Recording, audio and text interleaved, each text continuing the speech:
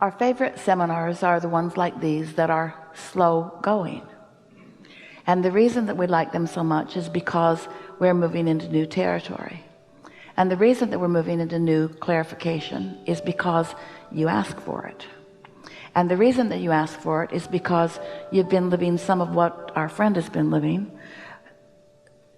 In fact, it came up a few times here today, a sort of feeling that life should be moving faster for you, and that you should be having more fun that you're having, and that it should be easier to understand.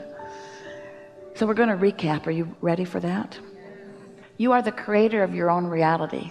But if you're like most humans, you've been going about it in a rather physical, conventional way, where you're counting on action, you're counting on effort, you believe in sacrifice and trying hard, and you believe in competition, and you're aware of where you stand in relationships to others, and in all of that you're doing just fine. You've come out ahead in many ways, and most people who look at you are thinking that you're doing all right, and you've developed some attitudes of feeling proud of yourself, and that's all good. And with all of that said, you are still dreaming far beyond your current ability to reach it, and that is causing discord within you because you want more than you're letting in. And we can talk all day about applying more action, or about giving something more time. We can talk all day about moving up the emotional scale, about finding processes that make you feel better. We talk a lot, we do talk all day about reaching for the thought that feels the best, because we know that the thought that feels the best is the thought with least resistance, and the thought with least resistance is the thought that has most power. But today you've moved by the power of your desire into something that we don't encourage very often. We witness it from time to time, and it's what you would call a sort of quantum leap. And a quantum leap happens when there are enough people who are focused upon something that they desire, even though it may feel nebulous, as it has somewhat in this room today, in an atmosphere of lots of non-physical focus, so that there's enough shifting. It's also called a paradigm shift, when there's enough shifting in the energy to make a real difference in the way you stand, so that your point of attraction is shifted enough that you will begin to see results that will make you believe. We would like it if we could offer enough clarity of knowing, and Esther could match up with enough words, and we could reach out into the audience and find enough demonstrators of conversation that it would be really easy for you to make that shift just based upon what happened today. In other words, wouldn't it be nice if we could just know it so much and speak it so clearly that you could hear it and know it too, and go off and perform the joyous life experience that you want to live? But that's not how it works, because words don't teach. It's only life experience that teaches. And so instead, what we do is offer words, and maybe enough of them that you find resonance with what you've already lived. And then from the conversation that we have, you take away with it a decision that you've never made before. A decision that's a strong enough decision that the decision will stand even in the face of the other things that you're usually living. A decision to reach for a thought, any thought that feels good, and to embrace it long enough that it blooms into something that is more.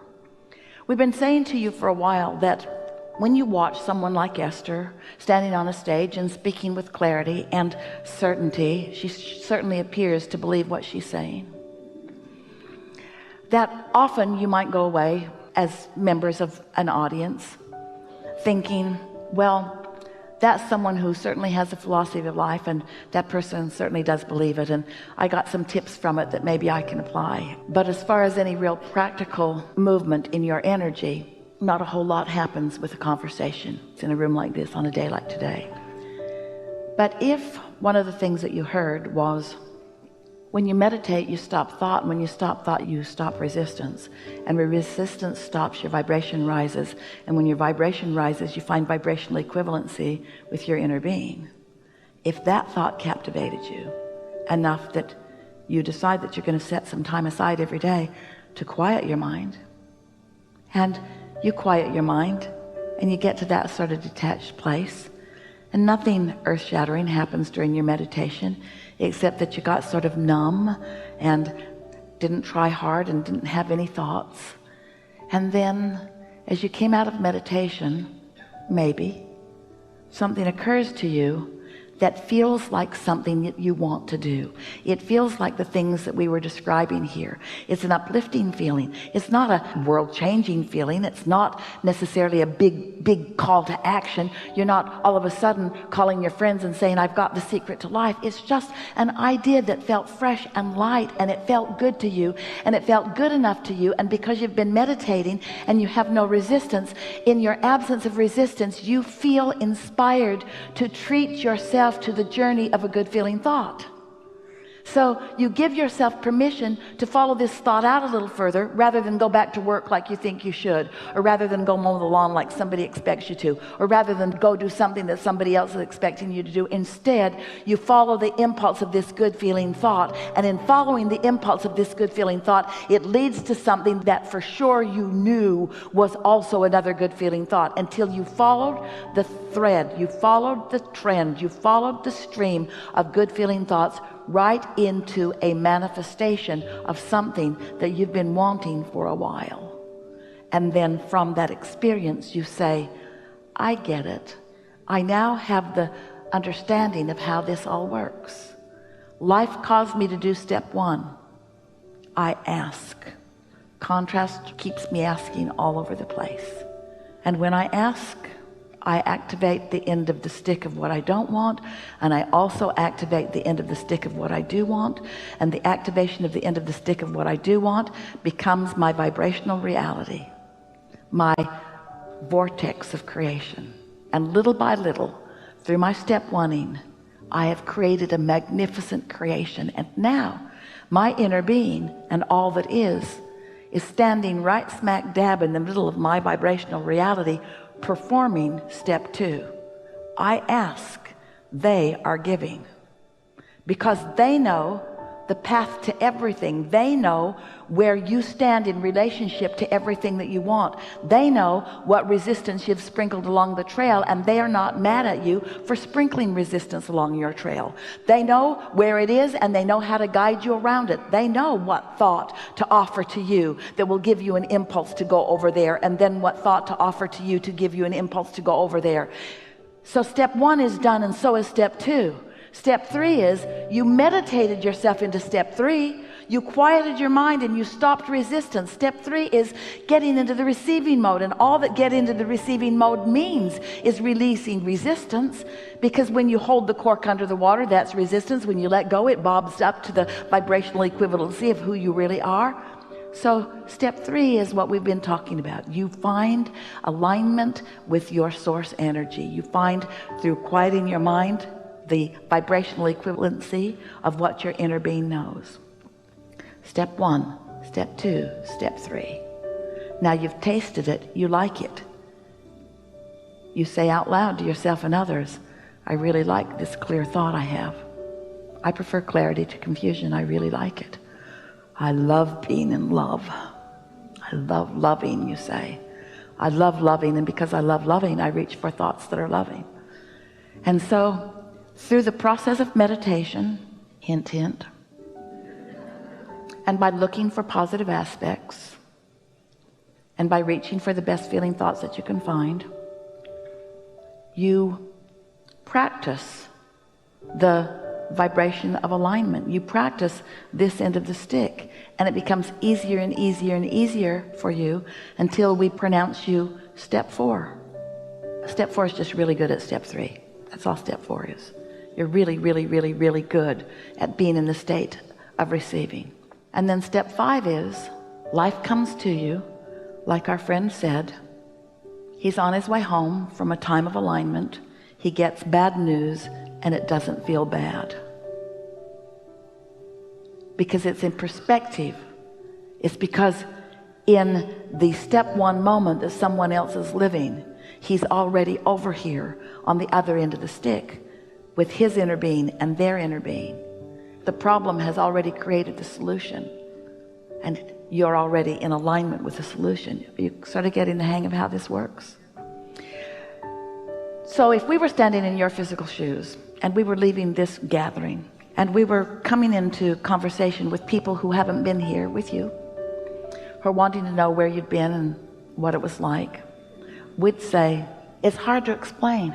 A lot of it I really didn't understand.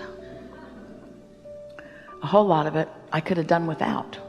But I've decided I'm going to be nicer to myself, and I've decided I'm going to have more fun, and I've decided I'm going to think happier thoughts, and I'm going to decide that I'm going to look around for things that are surefire subjects for me to feel good about, and I'm going to concentrate as close to 100% on those things as I can.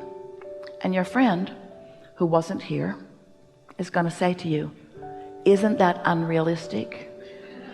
And you would say, yes, but I've decided to leave reality and realism somewhere else because it's been tripping me up. I've decided to be right now, today and tomorrow, as long as I can keep it going, the one who dreams for the sake of feeling good rather than the realist who is facing reality for the sake of explanation or for the sake of attention or for the sake of justification. That's what I got from it. And they're going to say, it doesn't sound like you got much. Seems like sort of a small idea, or maybe even an obvious idea. And then you might say, I thought that too at first, but the presenter of the seminar seemed so determined to make the point that there's power in that I've decided to give it a go. I've decided that I'm going to accept that life so far has caused me to ask for a lot, and I've decided to begin right now letting more of it in. And your friend, if you've kept their interest, by now they've probably gone home and texted somebody about what's wrong with you. But if they're still hanging in with you, the next thing that you could say to them, the next thing that they might solicit from you is, so what does this mean? How's it going to play out? What advantage of it is to you? And you can say with as many words as you feel like saying, I'm not sure that it will lead to anything, but I believe that I will feel good in the moment. And for me right now, that's enough. I've decided to stop trying and efforting to make something happen. I've decided to accept my worthiness and my blessedness. I've decided to accept that I stand in a place where good things are flowing to me. And I've decided that as hard as I've been trying, I haven't been letting enough of them in. And so I've decided to take a different approach. I've decided to just take maybe the easy way. I've decided to stop fussing about it and worrying about it and trying so hard, and I've decided to just give it all the fun and ease and laughter and lightheartedness that I can muster. That's my plan. That's what I took away from the gathering. And they'll say to you, are you ever going to go back to one of those meetings? And here's what we want you to say to them. I never have to go to another meeting because I've got it. There is great love here for you. And for now, we are complete.